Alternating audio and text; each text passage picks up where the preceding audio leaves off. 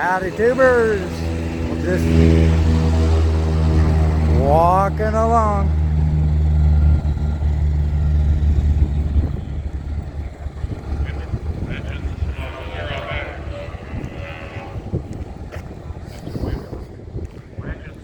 Airplanes after airplanes after airplanes after airplanes.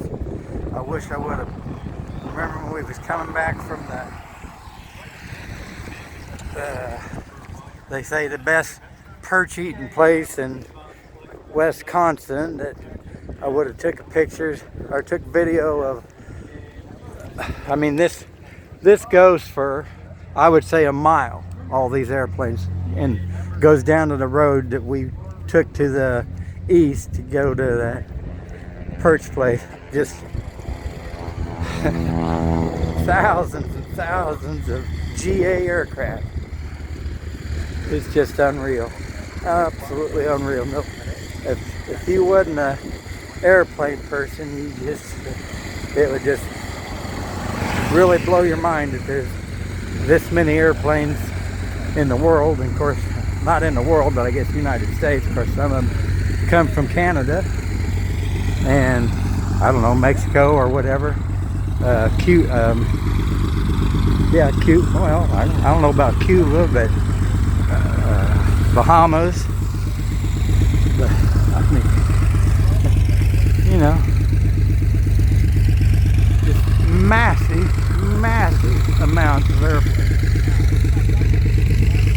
Oh, and when we was coming back from the dinner place last night, there was a polished Cessna 310 down there. End number was 310 Echo Bravo. And so I looked up Jimmy's World on YouTube, and because I thought that was his end number and that was it. So I don't know why he doesn't have it in some special place, but I mean, he was plumb down at almost the other end. I mean, he was probably maybe an eighth or quarter of a mile from the other end of this, what they call the South 40. But so I looked to see if he had any videos, and or newer videos than what I seen. I believe it was probably Friday, and no new videos. So I don't know what's up with that. I thought he would take some videos when he got here. Of course, he maybe have and just hasn't uploaded, downloaded, whatever you call it. But walking along here with massive amount of airplanes. Probably bouncy, but I gotta let my left arm swing so that it picks up how many steps I got. I believe that's how it works. So we're probably 3/4 of the way, something, to the end of where this row of aircraft would be. And then of course there's just so many airplanes here. I think they say 10,000, but sure seems like it'd be more than that. But 10,000 is, I guess, a pretty good amount of airplanes. Here's another, or an eating joint on the airport.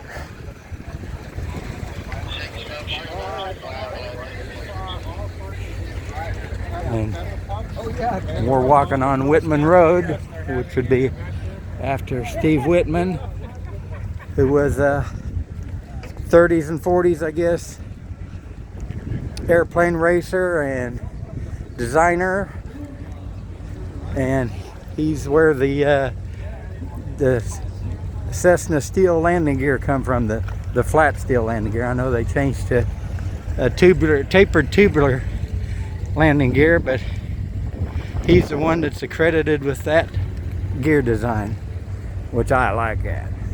Here's a old 310, but it's got the straight tanks instead of the beautiful curved tanks. So I don't know what that gear it is, since it does have a swept tail. The 10-foot I gotta remember the name of the company of the 10-foot 310 I built. Oh, it's got Songbird on there, so that was a contribute to the 310 that was on TV back in the 50s and 60s. That's why I actually brought my good walk. And maybe that's the one.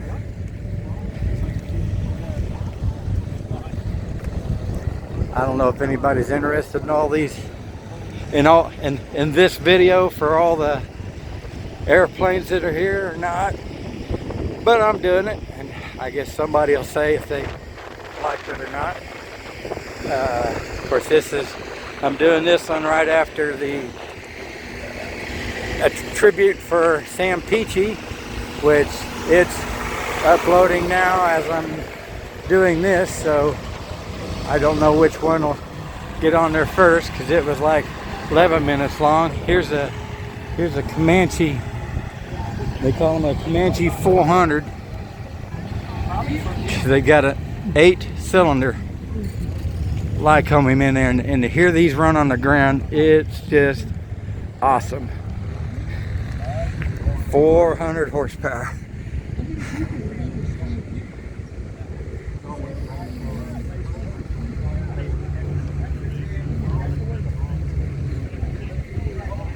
And I'm not a real Piper fan, but I think the Comanche and the Twin Comanche are just beautiful airplanes. How you doing, gentlemen?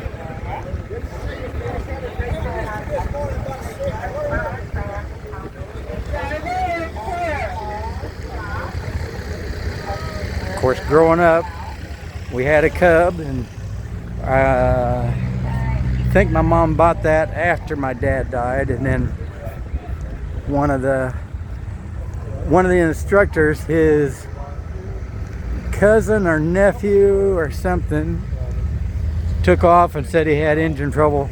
Just happened to be by his girlfriend's house and landed in the pasture and rolled it up on the ball. He didn't get hurt, but wasn't too good on that J3. And then growing up, when my dad was alive, the first airplane I remember that we had besides the Porterfield was a Cessna 170B, and 170 guys know all about that. And I'm sure you've seen my videos of the 170 that Ed has in, I'll say, Independence. There's some Culver Cadets. Here's one from Canada.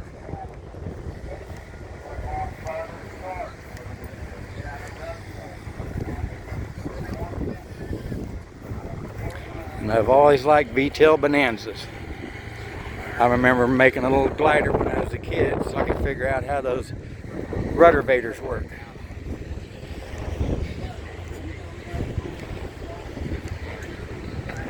But then I made a Carl Goldberg Eagle 63. I scratch built one of those. This is, of course, for the modeler people, or RCers, what do you want to call yourself? Build it with barn door ailerons and big old flaps and a V-tail, a functional V-tail. You could definitely tell when you did a roll with it, if you added rudder in there, it would roll faster, and it would also roll with just a rudder. It wasn't fast, but it would roll.